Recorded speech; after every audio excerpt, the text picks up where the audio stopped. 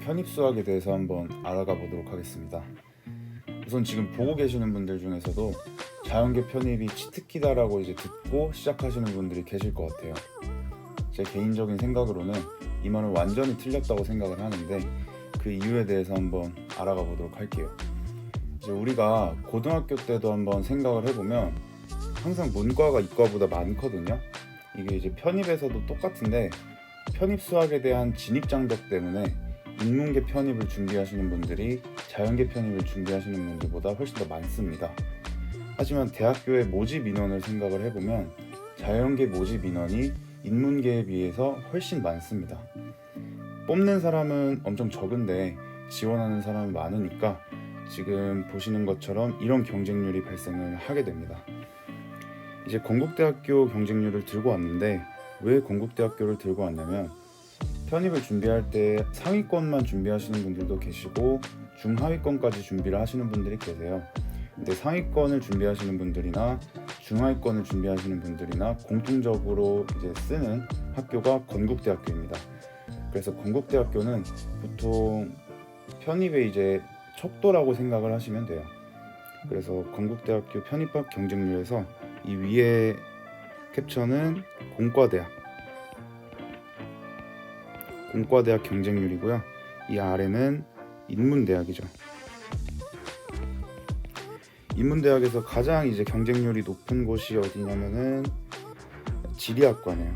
어쨌든 60에서 70 정도, 60에서 70 사이에 경쟁률을 보이는 것을 알 수가 있고, 공과대학은 이에 비해서 컴퓨터공학부 빼면은 한 10에서 20 정도 사이에 경쟁률을 보이는 것을 알 수가 있죠.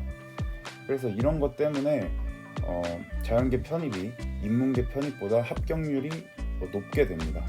높긴 한데 결국에는 또 설명을 드리면은 자연계 편입은 인문계 편입보다 범위가 굉장히 넓습니다. 인문계랑 같은 범위의 영어 공부를 해야 되고 그와 별개로 대학교 수준의 편입 수학을 공부를 해야 되기 때문에 이 과정을 제대로 수행하는 사람들이 적어요. 그래서 결국에는 합격률이 높지만 공부를 결국에는 그만큼 더 많이 하는 사람들이 합격을 하기 때문에 어떤 편입을 하더라도 쉽다 어렵다를 판단하기는 저는 힘들다고 생각을 해요. 그래서 여러분들도 뭐가 쉽고 어렵고를 따지기보다는 가고 싶은 학과가 뭔지를 생각을 하고 그에 따라서 어느 편입을 할지 방향을 정하시기를 당부를 드리도록 하겠습니다. 자, 이제는 편입 수학의 특징에 대해서 한번 알아보도록 하겠습니다. 우리가 준비해야 되는 범위는 우선 첫 번째로 편입 영어입니다. 몇 학교를 제외하고는 인문계와 이제 동일한 범위에서 영어 시험도 보고 있고 반영 비율 또한 낮지가 않기 때문에 처음 준비하시는 분들은 필수로 해야 되는 공부입니다. 이제는 이제 수학을 나눠서 볼 건데요. 과목별로 한번 보도록 하겠습니다. 두 번째로 고등학교 수학과 이어지는 내용인 미적분학이 있습니다. 자, 이 미적분학은 미적분학 자체로는 시험에 많이 출제되는 편은 아니지만 후에 공업수학을 할 때 기반이 되는 내용이기 때문에 사실상 가장 열심히 해야 하는 과목입니다. 가장 중요하다고 볼 수가 있겠죠.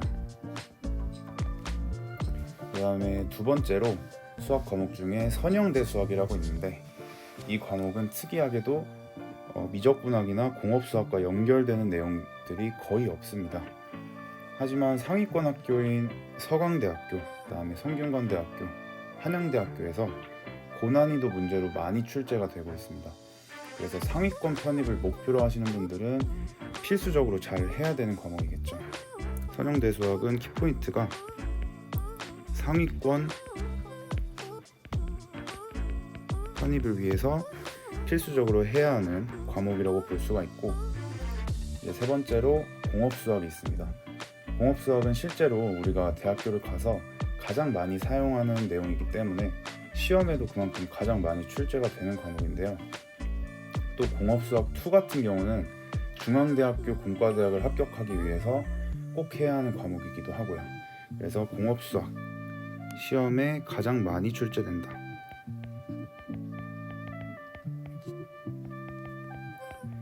이렇게 보면은 안 중요한 곳이 없죠.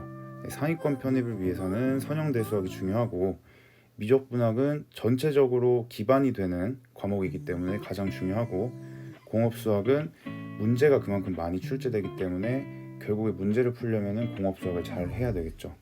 그래서 편입수학의 범위는 이렇게 나눠지게 됩니다.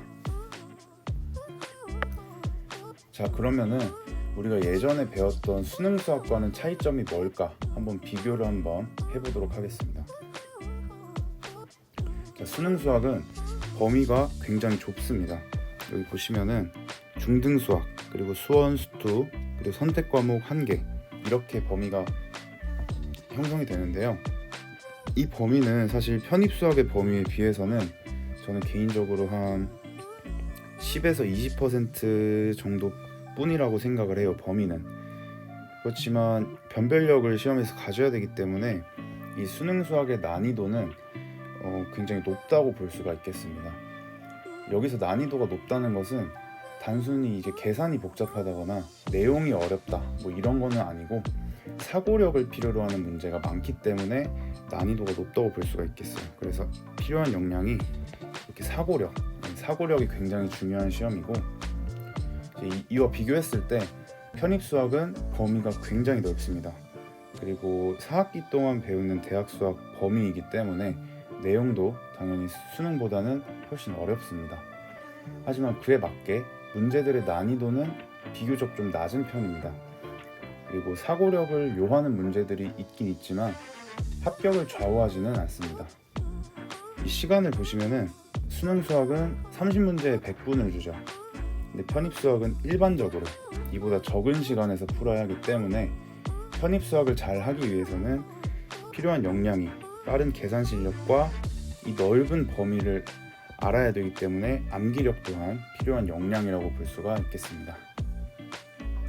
자, 여기서 중요한 것이 있는데, 편입 수학에 필요한 역량들을 보시면 이 역량들은 타고난 머리와는 큰 관련이 없다는 점이에요. 이제 보통 많은 사람들이 수학을 타고나야 한다는 편견이 있죠. 근데 편입 수학은 그런 생각과는 완전히 다릅니다. 누구나 노력으로 극복이 가능하다고 저는 개인적으로 생각을 하고, 자, 이제 타고난 머리보다는 노력이 먼저라는 제 말을 이걸로 이제 증명을 하고 싶은데, 제 이름이 이제 박건웅이잖아요. 그래서 제가 봤던 수능 성적표예요. 성적표인데 수학 영역이 이제 100분위가 27%죠. 그러면 이제 하위 27%니까 평균보다 훨씬 아래의 등급을 맞았었고, 이제 영어 또한 48%이기 때문에 평균보다 아래의 점수를 맞았었던 이제 제가 그랬었는데, 또 여기 옆에 보시면은 수도권 2년제 대학교를 제가 나왔는데, 전적대학교가, 거기서 이제 학점이 위에 보시는 것처럼 이제 1.88이었어요.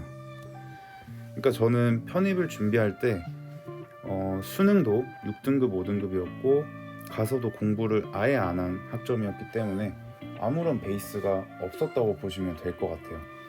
근데 이 편입 수학은 정말 특이하게도 수학의 어떤 특징인 사고력을 별로 필요로 하지 않고 반복되는 어떤 훈련만이 편입 수학을 잘할 수 있는 길이기 때문에 베이스가 아무리 없어도 정확한 방향을 잡고 노력만 하기만 한다면 충분히 극복을 할 수 있는 시험이라고 생각을 하고 있습니다.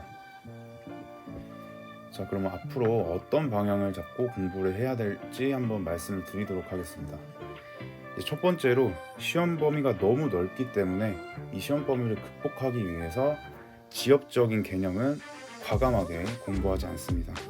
시험에 나오는 개념만 학습을 하고, 예를 들면 5년간 한 학교에 한두 번 정도 나온 문제를 맞추기 위해서 그 개념을 우선순위에 두고 공부를 한다면 효율성이 굉장히 떨어지는 공부였죠. 그래서 이런 지엽적인 개념들은 어느 정도 수학을 전반적으로 이해를 하고 공부를 한 뒤에 이제 여유가 생기면은 공부할 것을 추천을 드리도록 할게요. 이제 두 번째로, 편입 수학은 시간이 굉장히 촉박합니다. 그래서 이 촉박한 시간을 극복해서 편입 수학 시험을 잘 보기 위해서는 빠른 계산 실력이 필요합니다. 빠른 계산 실력이 필요한데, 이런 계산 실력을 늘리기 위한 공부 방법은 같은 문제를 반복해서 푸는 연습이 굉장히 중요합니다. 편입은 신유형처럼 나오는 문제는 좀 적고 항상 나오는 유형의 문제들이 나오기 때문에 같은 문제를 반복해서 풀다 보면은 그 유형이 암기가 되고, 그러면서 시험에 갔을 때는 그 유형을 암기해서 풀어버리면서 시간을 절약할 수가 있습니다. 세 번째로는 학교별로 시험이 다르다는 특징이 있죠. 그래서 시험 보기 한두 달 전에는 학교별로 특징을 분석을 해야 돼요. 예를 들면은 우리가 세종대학교 같은 경우는 제가 알기로는 계산 과정이 굉장히 복잡한 특징을 가지고 있어서 풀다 보면은 이게 내가 잘못 풀고 있는 거 아닐까 생각을 할 때 사실 보면은 잘 풀고 있던 그런 특징이 있어요.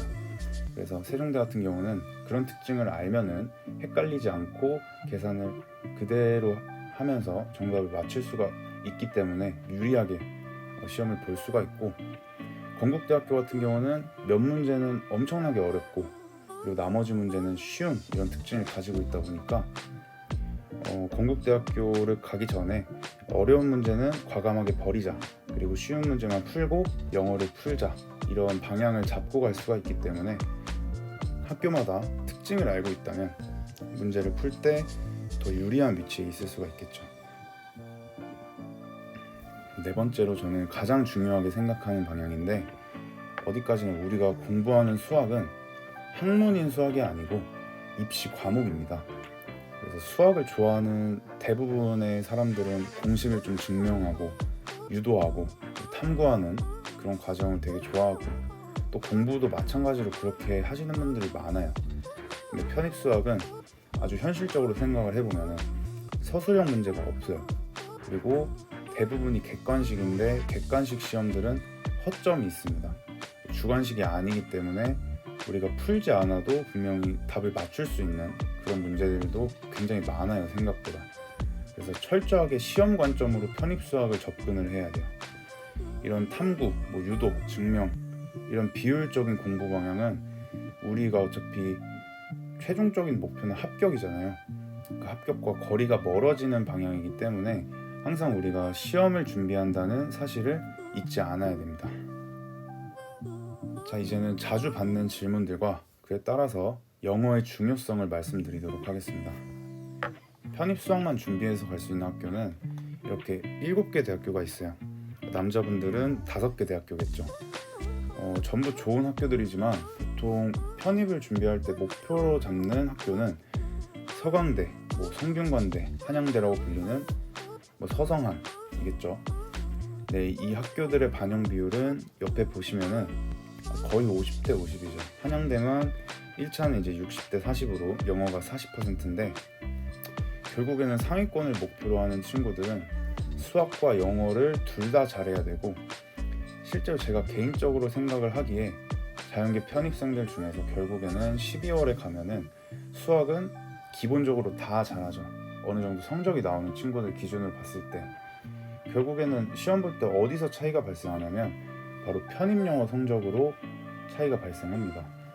그래서 편입 수학은 학교의 합격, 불합격을 결정을 하고, 편입 영어는 학교의 상, 중, 하를 결정한다는 말이 있을 정도로 편입 영어는 상위권 합격을 위해서는 꼭 가져가야 되는 부분이기 때문에 이제 지금부터 편입을 준비하시는 분들은 시간이 많잖아요.